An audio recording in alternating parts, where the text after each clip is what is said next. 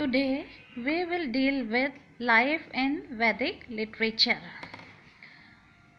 As we know that India is a land where there are so many ancient literature, and we are proud that we live in this country. The Vedic literature of India has sometimes been claimed to be the most ancient literature in the world. This claim is not tenable, for Mesopotamian and Egyptian literature are definitely prior to the Vedas, but the Vedas still remain the oldest literature of all Indo-European races taken together. तो हम बात कर रहे हैं वेद की, तो Veda one of the oldest literature हैं. Etymologically, the word Veda means knowledge, and in later times came to mean more specifically sacred knowledge. तो जो वेद है उस शब्द का मतलब होता है नॉलेज, और उसको अगर और डीप में ले जाए तो उसका मतलब होता है sacred knowledge, मतलब related to religion. The basis texts are the four samhitas or compilations of metrical hymns और mantras. तो उसमें क्या है कि उसमें मंत्र का कंपाइलेशन है. Mantra means that which is thought out by the mind, and the sage or muni is the person who is capable of that deep absorption of the mind which leads to the formulation of the mantra. तो मंत्र जो है वो it has been thought by the sages. जो पुराने ज़माने के ऋषि मुनि हैं वो मेडिटेट करके क्या है मंत्र की उत्पत्ति हुई और फिर उन्होंने उसका उच्चारण किया. The four compilations are the Rigveda, the Samaveda, the Yajurveda and the Atharvaveda. तो जो चार वेद हैं वो ऋग्वेद है, सामवेद है, यजुर्वेद है and Atharvaveda. Of these, the earliest is the Rigved. It consists of about 10,000 stanzas grouped over 1,000 hymns collected in 10 cycles और मंडल्स. तो इन सब वेदों में जो सबसे प्राचीन है वो ऋग्वेद है, और उसमें 10,000 स्टैंजाज हैं और 1000 हम्स जो हैं कलेक्ट किए गए हैं, जिसको हम साइकिल्स या मंडल बोलते हैं. The Rigvedic hymns are a poetic testaments of people's collective reaction to the wonder and awe of existence. कैसे हमारी उत्पत्ति हुई और इस एग्जिस्टेंस को लेके जो आश्चर्यजनक चीज़ें हैं उसको आपको ऋग्वेद में मिलेंगी. They are poems of praise to the beauty of the earth and the powers glimpsed behind the radiant veil of nature rather than ritual hymns strictly.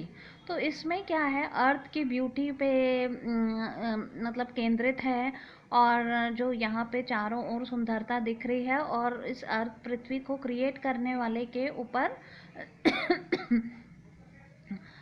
उसकी प्रेज है. But as the ritualistic religion developed, the need for a hymn which could be sung besides the purely poetic poem was felt. This was the origin of the second compilation, the Samaveda. और उसके बाद क्या है दूसरे वेद की रचना हुई जो कि सामवेद है. समन मीन्स सॉन्ग और मेलोडी. तो जो समन का मतलब होता है मेलोडी या song. All but 75 of its 1875 verses are borrowed from the Rigveda. तो ऋग्वेद से ही इसको लिया गया, और 1875 में से all but 75 of its verses are borrowed from Rigveda. 75 verses को ऋग्वेद लिया गया. From the 8th and 9th मंडल. तो जो ऋग्वेद का 8th और 9th मंडल है उससे सामवेद को के हम्स को लिया गया. The recited poems becomes here a hymn sung. फिर थर्ड कंपाइलेशन इज यजुर्वेद. अब जो तीसरा वेद है वो यजुर्वेद है. Was later than the Rigved and the Samved. The two belong to the period of the Aryans were living in the region watered by the Indus. तो ये उस टाइम उत्पत्ति हुई जब आर्यंस लेते थे यहाँ पे रहते थे, और इंडस रिवर से उनका क्या है पूरा काम चलता था. But all the geographical references in the Yajurveda suggest as an eastern shift. The Kurukshetra region line between the Sutlej and the Jammu and the Panchala region from Meerut to Allahabad lying between Jamuna and the Ganges. तो ये उस रीजन है जहाँ जमुना है, जहाँ गैंजेस है, उस reason को ये इंगित करता है। The background of the brahmanical ritual religion, जो रिचुअल्स हम रिलीजन में जो रिचुअल्स हैं उसका इसमें बहुत ज़्यादा वर्णन है। And one of the most important products of which was of Yajurveda was यजुर्स means a sacrificial formula. Most of us approximately do mantras in prior to the rituals. तो कोई भी हम रिचुअल्स करते हैं उससे पहले जो मंत्रास होते हैं तो वो सब चीज़ों का जो वर्णन है वो आपके यजुर्वेद में है। These formulas have a rule. कोई भी क्या है, कोई भी प्रेयर्स को करने के लिए, कोई भी पूजा पाठ को करने के लिए एक रूल्स एंड रेगुलेशंस होते हैं। वो रूल्स एंड रेगुलेशंस आपको किस में मिलेंगे? यजुर्वेद में मिलेंगे। In the tribal phase of the Indo-Japanese race, the rituals also affected the priest and the active economic and rituals were conjured by them. तो priest लोग क्या है, इवन कोई भी एक्टिविटीज़ होती थी, कोई भी चीज़ होती थी तो उसमें रिचुअल्स होते थे और वो बहुत ज़्यादा इम्पोर्टेंट रहते थे। तो इस तरीके से क्या है, आप देख रहे हैं कि ये अलग अलग वेद क्या है, अलग अलग चीज़ों को इंगित करते हैं। The fourth compilation was Atharvaveda, और जो चौथा वेद है वो अथर्ववेद है।